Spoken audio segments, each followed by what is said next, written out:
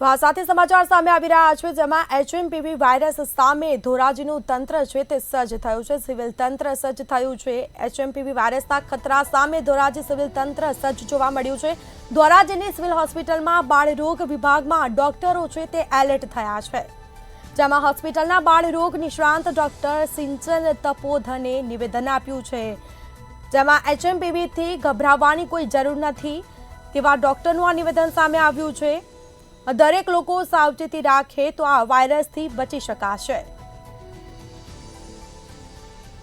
તો ડોક્ટરનું આ નિવેદન સામે આવ્યું છે. ધોરાજી સિવિલમાં બાળરોગ વિભાગ 24 કલાક કાર્યરત છે, જેમાં દવા, ઇન્જેક્શન, ઓક્સિજન સહિતની તમામ મેડિકલ કિટ પણ તૈયાર કરવામાં આવી છે. આગોતરી તૈયારીઓ કરવામાં આવી છે.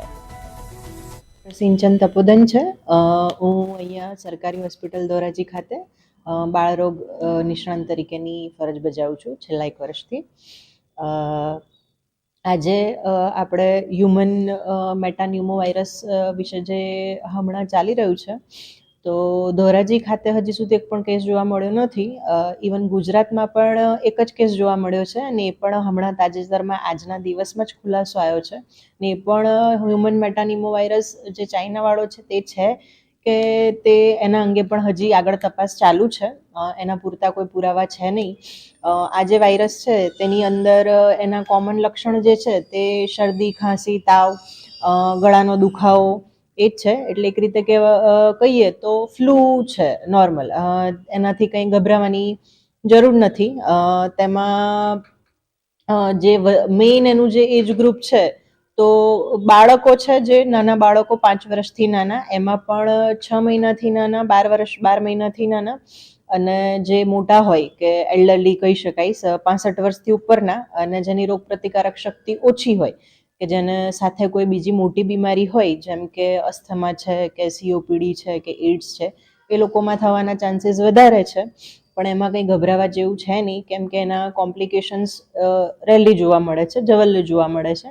અને તેના માટે પણ દવાઓમાં જોવા જઈએ તો જે દવાઓ હોવી જોઈએ, જે શરદી, ખાંસી, તાવની જે સિમ્પટમેટિક ટ્રીટમેન્ટ કહેવાય, તે બધી હોસ્પિટલ ખાતે અવેલેબલ છે, બધી ઉપલબ્ધ છે.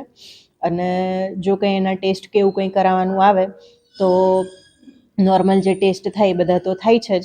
અને શું કહેશો અત્યારે બાળકોની અંદરમાં કેવા શરદી, ઉધરસ, વાયરલ કેવા રોગો જોવા મળે?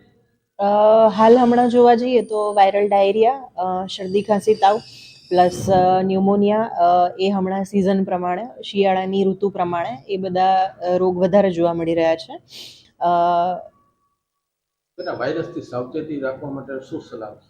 આ વાયરસથી સાવચેતી રાખવા માટે પહેલામાં પહેલું તો જે રીતે આપણે કોવિડમાં ધ્યાન રાખતા હતા તે રીતે વાયરસ જે ફેલાય છે તે હવાથી ફેલાય છે, એરબોર્ન છે.